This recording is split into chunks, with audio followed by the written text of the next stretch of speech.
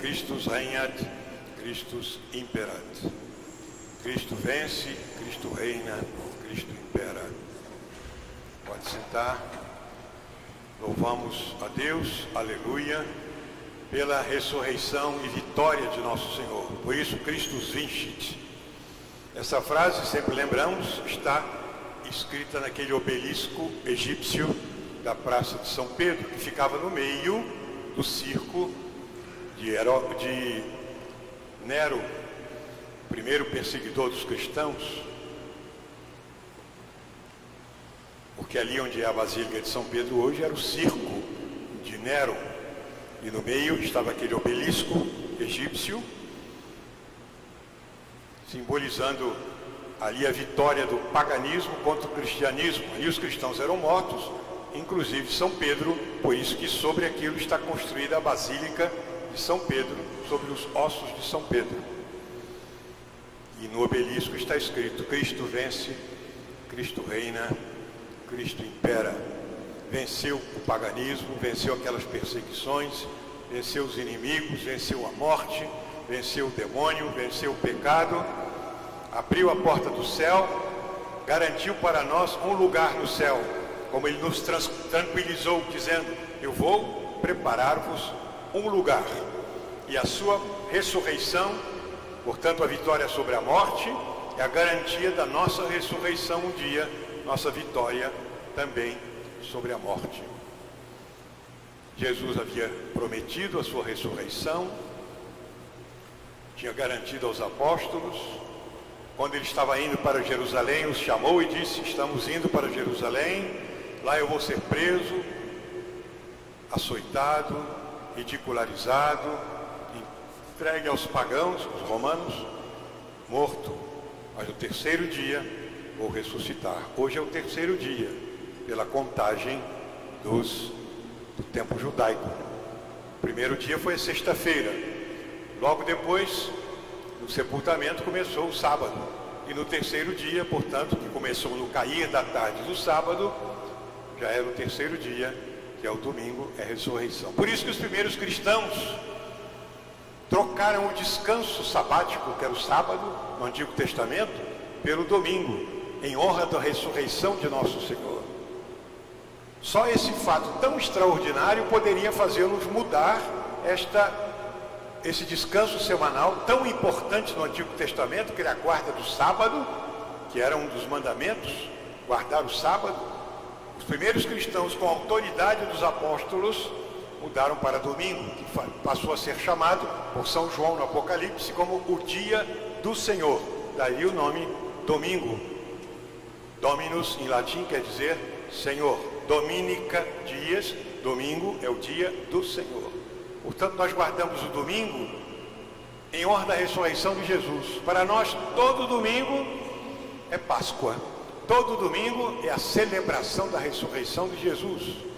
Por isso que a missa é a celebração, é a memória, é a presença da paixão, morte de Jesus, misticamente, e a sua ressurreição, porque ele está na Eucaristia, vivo, ressuscitado.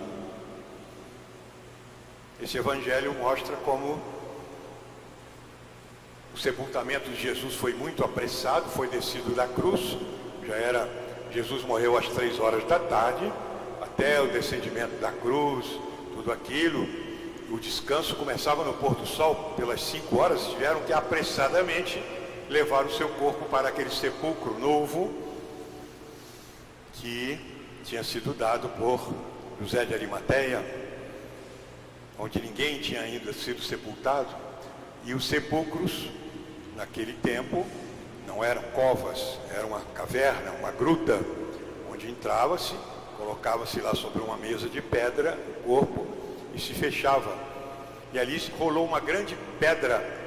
E os inimigos de Jesus, os fariseus, foram a Pilatos, dizendo: olha, aquele impostor disse que ele ia ressuscitar no terceiro dia. Eles sabiam da promessa.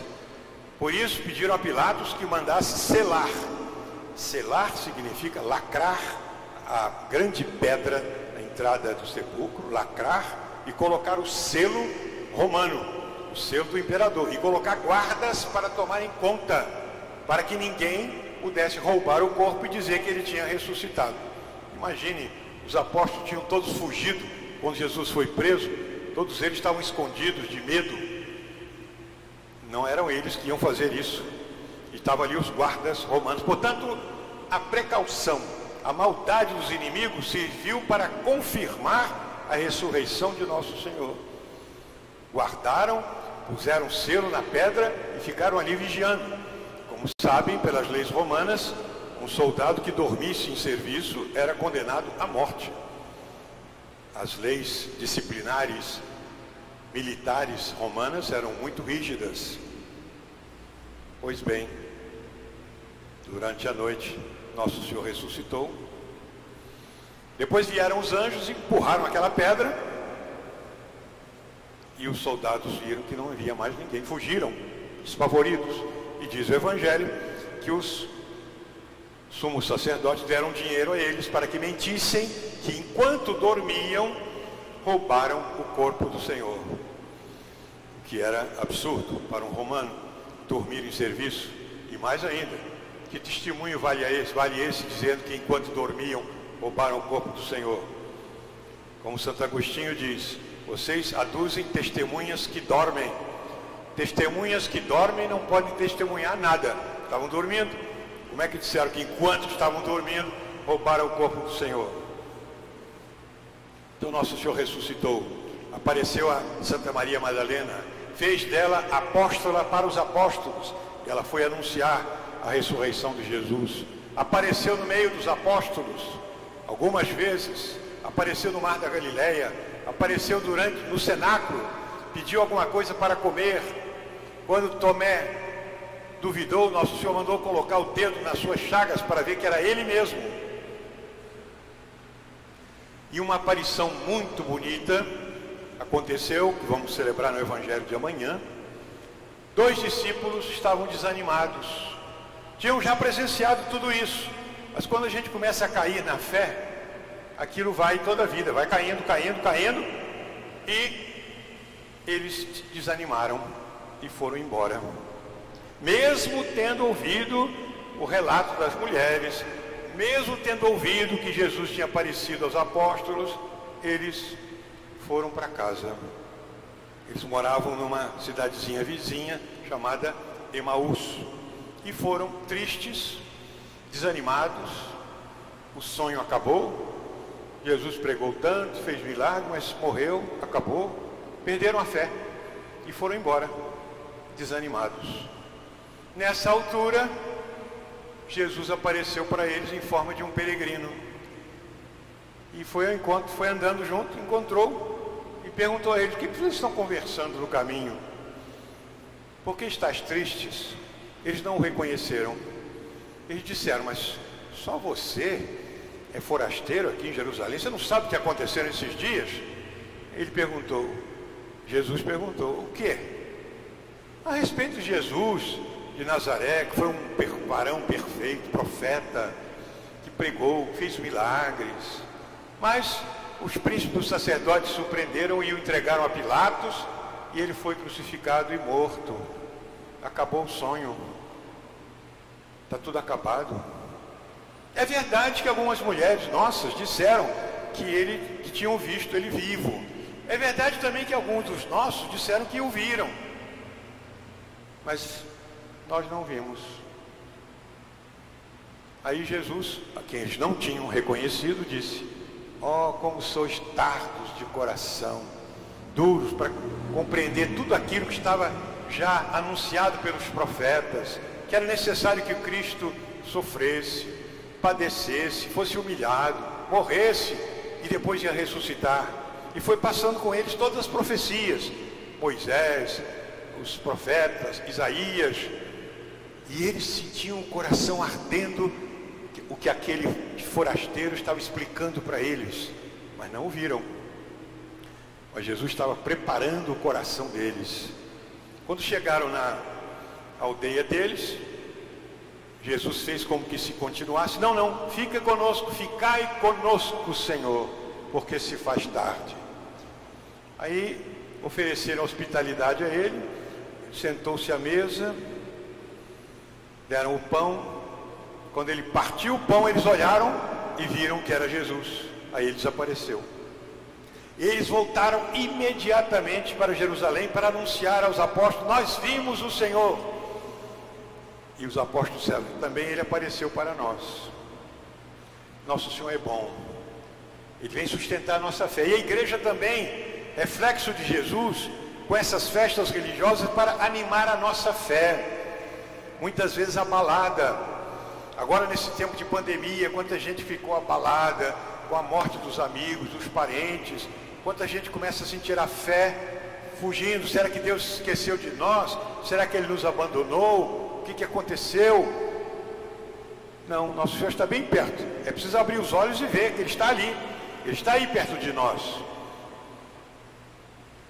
Portanto, nessa festa da Páscoa, vamos reacender a nossa fé e a nossa conversão. São Paulo usa a comparação na leitura do fermento. Os hebreus, quando saíram da escravidão do Egito, foi naquela noite tenebrosa, quando o anjo veio matar os primogênitos dos egípcios.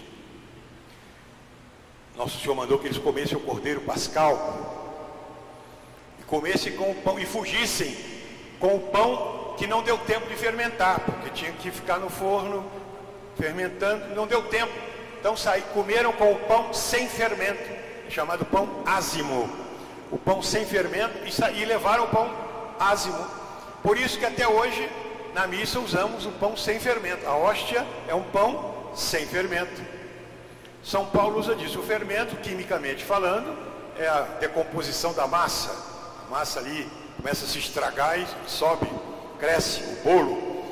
Então, São Paulo diz: não vamos celebrar a Páscoa com o fermento velho, fermento da malícia, mas com os pães ázimos da sinceridade e da verdade.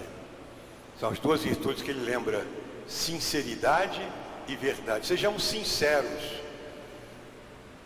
Onde vem essa palavra sincero? Vem daquele teatro grego, né? Os gregos faziam maquiagem, né, para o teatro, né? Passavam cera no rosto, como hoje também fazem.